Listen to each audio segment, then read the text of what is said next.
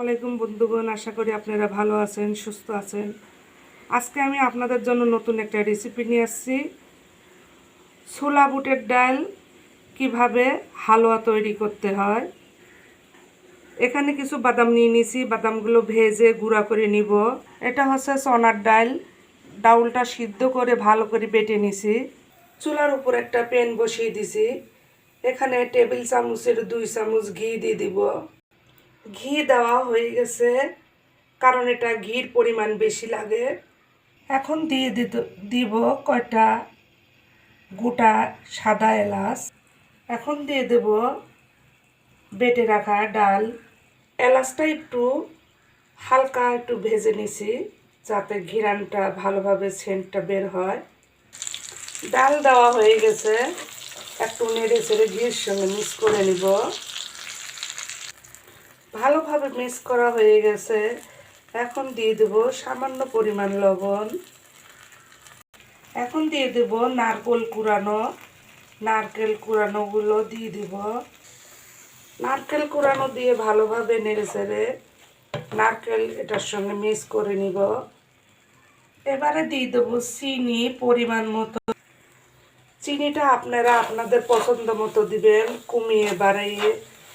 আপনারা কম খেলে কম দিবেন, বেশি খেলে বেশি দিবেন। আর যদি ঘি না থাকে তাহলে সয়াবিন তেল দিয়ে তৈরি করবেন। নামানোর আগে দিয়ে অল্প একটু ঘি দিয়ে নেড়ে চেড়ে নামালেও হয়ে যাবে। এখানে কিছু দুধ, গরুর দুধ, ভালোভাবে ঘন করে জাল দেওয়া দুধ দিয়ে দিব। গরুর দুধটা জাল করে ঘন করে দিছি এই কারণে, কারণ যদি আমি লিকুইড দুধ, পাতলা দুধ দিয়ে থাকি তাহলে এটা পাতলা হয়ে যাবে, এটা ঘন করতে অনেক সময় লেগে যাবে। এই কারণে দুধ ঘন করে জাল দিয়ে এখানে অ্যাড করছি।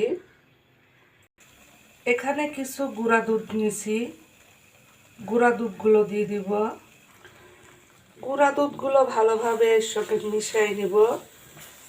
আমি হালুয়াটা খুবই কম তৈরি করতেছি, কারণ আমরা মানুষ দুইজন মানুষের যতটুকু লাগবে এতটুকুই তৈরি করছি।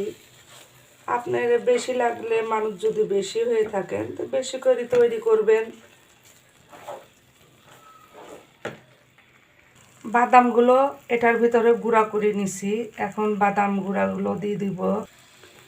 বাদামের গুঁড়া দেওয়া হয়ে গেছে, ভালো করে নেড়ে ছেড়ে এটা যতক্ষণ তেল না বের হবে ততক্ষণ জাল করতে হবে। এখন দিয়ে দিব কিছু কিশমিশ দিয়ে ভালোভাবে নেড়ে ছেড়ে নিছি। দেখেন কড়াই থেকে এটা ছাড়া ছাড়া হয়ে গেছে, কড়াইয়ের সাথে লাগতেছে না। যখন কড়াই থেকে ছাড়া ছাড়া হয়ে যাবে তখনই বুঝবেন যে এটা হয়ে গেছে। আমি এখন এটা নামাই নিব। হয়ে গেল চনা বুটের ডালের হালুয়া তৈরি করা। এভাবে হালুয়া তৈরি করে আপনারা খেয়ে দেখবেন, আশা করি আপনাদের ভালো লাগবে। আপনারা সবাই ভালো থাকুন, সুস্থ থাকুন। এরপরে দেখা হবে নতুন কোনো রেসিপি নিয়ে। আজকে এখানেই শেষ করলাম। আল্লাহ হাফেজ।